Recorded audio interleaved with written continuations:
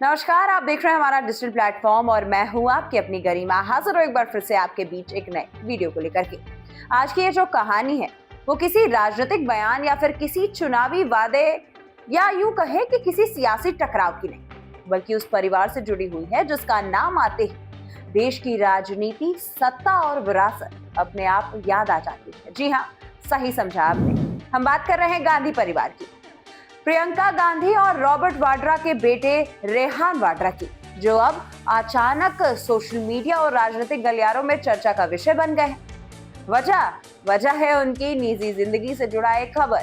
कहा जा रहा है कि रेहान वाड्रा ने अपनी बेहद करीबी दोस्त अवीवा बेग से सगाई कर ली और ये खबर सामने आते ही लोगों की जिज्ञासा और उत्सुकता दोनों तेज हो गई है, क्योंकि रेहान वाड्रा हमेशा से ही लाइमलाइट से दूर रहने वाला नाम बना रहा है। बताया जा रहा है कि रेहान और अवीवा की कहानी कोई अचानक शुरू हुई कहानी नहीं है, बल्कि दोनों पिछले करीब 7 सालों से एक दूसरे को जानते हैं और एक दूसरे के साथ हैं, एक दूसरे के फैसलों और सपने को समझते रहे हैं और अब जाकर इस रिश्ते को एक नया नाम दे दिया गया है। जिन लोगों ने उन्हें करीब से देखा है उनका कहना है कि ये जो रिश्ता है वो दिखावे या फिर किसी चर्चा का नहीं है, बल्कि उनका जो आपसी तालमेल है, आपसी भरोसा है, वो बेहद अच्छा है। इसी वजह से ये जो रिश्ता है वो धीरे धीरे परिवारों तक पहुंचा और दोनों परिवारों के बीच अपनापन भी बढ़ता चला गया। अब बात हम करते हैं उस नाम की जिसे लेकर के लोग सबसे ज्यादा जानना चाहते हैं, यानी अवीवा बेग के बारे में। दरअसल आपको हम बता दें दोस्तों कि अवीवा दिल्ली की रहने वाली हैं और एक ऐसे परिवार से आती हैं जहां प्रोफेशनलिज्म और क्रिएटिव सोच दोनों का अहमियत दी जाती है। धर्म की बात करें तो अवीवा जो है वो मुस्लिम समुदाय से है।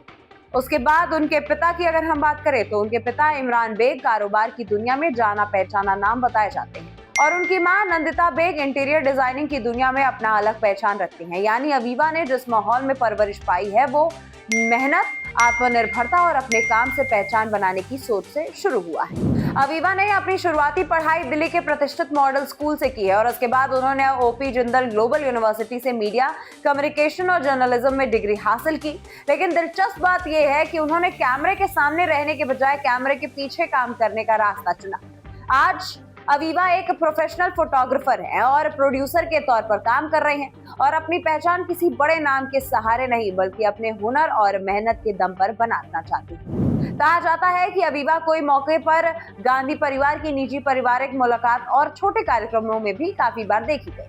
हालांकि ये सब कभी सार्वजनिक चर्चा का हिस्सा बना नहीं दोस्तों, क्योंकि गांधी परिवार अपनी निजी जिंदगी को हमेशा बेहद सीमित दायरे में ही रखना पसंद करता है। लेकिन अब जब ये खबर सामने आ गई तो लोगों को पीछे मुड़कर उन सभी मौकों की याद आ गई जब अवीवा चुपचाप परिवार के साथ नजर आई थी और किसी तरह की सुर्खियों से खुद को दूर रखा था। इसके बाद दोस्तों सोशल मीडिया पर इस खबर के सामने आते ही चर्चाओं का दौर जो है वो शुरू हो गया।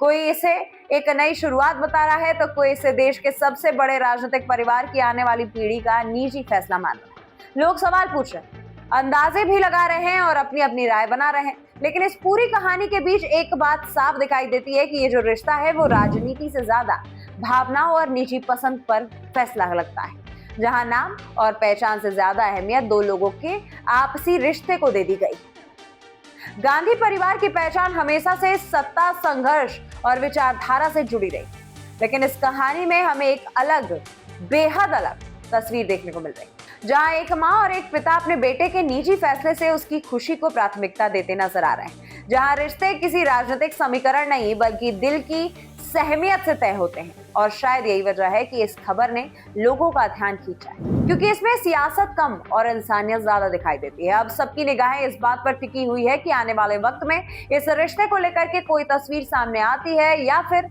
परिवार की ओर से कोई संकेत मिलता है या नहीं। लेकिन फिलहाल ये जो कहानी है वो उतनी ही शांत और निजी बनी हुई है जितना रेहान वाड्रा की अब तक की जिंदगी रही है, और शायद यही उसकी सबसे बड़ी खासियत भी है। आप इस कहानी को किस नजर से देखते हैं? क्या ये एक सियासी परिवार की नई शुरुआत है या फिर बस दो युवाओं का एक निजी और साधारण फैसला? आप अपनी राय कमेंट करके जरूर बताइए। मिलती हूँ मैं आपसे अगले वीडियो में, तब तक के लिए नमस्कार।